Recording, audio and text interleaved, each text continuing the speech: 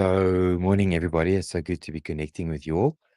So, there are many couples that's trying to heal after intimate betrayal taking place. And December certainly is not a neutral month. It's a bit of a pressure cooker. That's the image that I'm seeing if I think about December's. And yesterday we spoke about the emotional crash that betrayed wives feel. Tuesday, we spoke about why men silently fail. And today, I thought it a good idea to give you the structure that prevents Decembers from destroying the progress that you have made.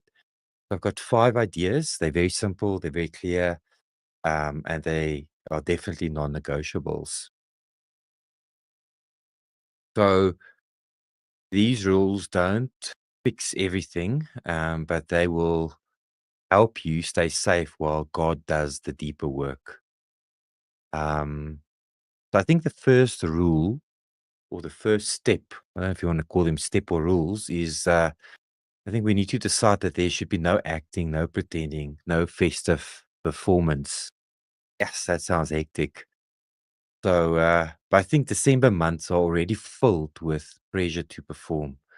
You have to smile for the pictures, you have to act normal, you have to be festive, and you have to be okay all round.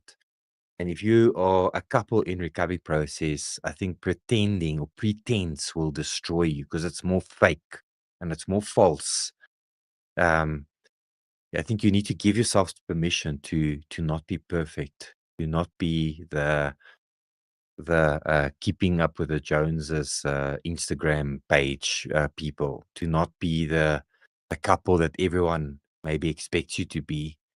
I think peace comes from truth, not performance. So it's at least it's trying not to perform. I think that's super, super important. The second thing that I've scribbled down here is that you need to set the safety boundary before the month starts. So every betrayed wife that I've spoken to needs a safety boundary for December. Sentence that anchors her. Something like, we don't talk about the deep issues at gatherings, or maybe it is, if I get triggered, we can leave the meeting, or we're not going to bypass the issues, or um, no dishonest peace would be a good boundary as well. When safety is clearly defined, I think anxiety starts to go definitely down. Safety is not controlling. Safety is clarity. That's why these things are boundaries, and maybe boundaries are the better words and not the rules. And then I think, from a man's perspective, I think men need connection as much as wives would, but not pressure. So, so if you're a man listening in, December is not a time to disappear. You definitely need structure. You need routine. You need brothers. You need people that you can check in with and that will check in with you, because danger multiplies when you go quiet. Um, and and the other thing is that I think that the strategy of evil is to divide and conquer.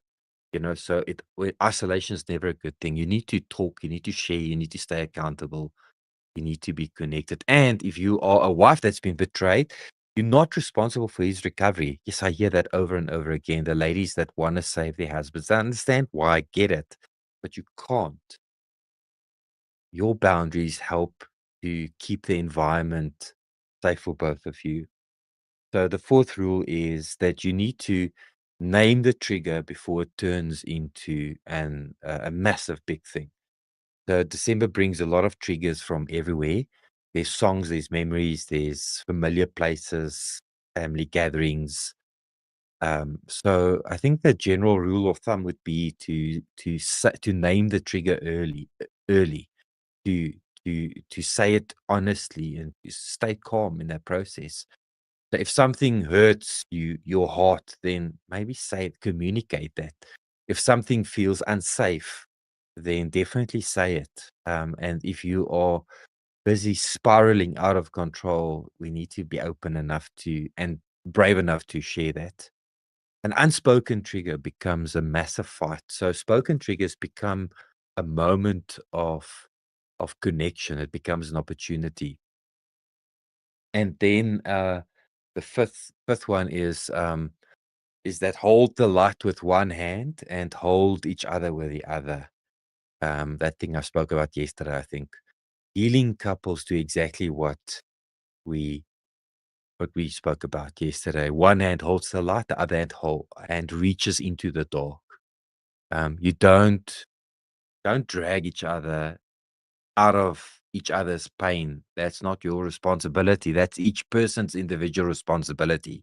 You don't abandon each other in silence.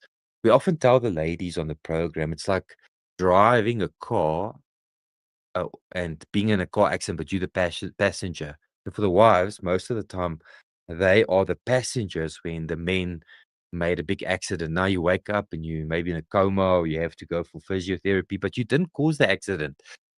And I think thinking of that picture, often I think wives would expect the person that caused the injury to heal them. And it doesn't work like that. If your husband caused a car accident, you can't expect him to heal you. You have to go somewhere where healing will be facilitated. You have to go to hospital. You have to see a doctor, a specialist, a professional, somebody that works with this stuff. So, so I think the essence is that you need to stay connected to truth while staying present in love. Staying present in love. I said that almost too fast. So, so one hand reaching into heaven and the other into humanity or into the heart of the person that you love most. And this is how couples survive, I think. And this is how they stay soft. And this is how they stay safe. And this is how they stay connected. So these five boundaries won't solve everything, but they will definitely protect what God is busy building. December doesn't have to be the month where everything falls to a million little pieces. It can be the month where everything finally becomes honest.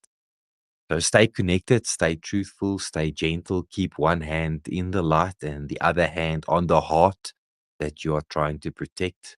And if both does that, if the husband does it and the wife does it, then we build a bond. Truth is what anchors you, and love is absolutely what will carry you through. And together, you can absolutely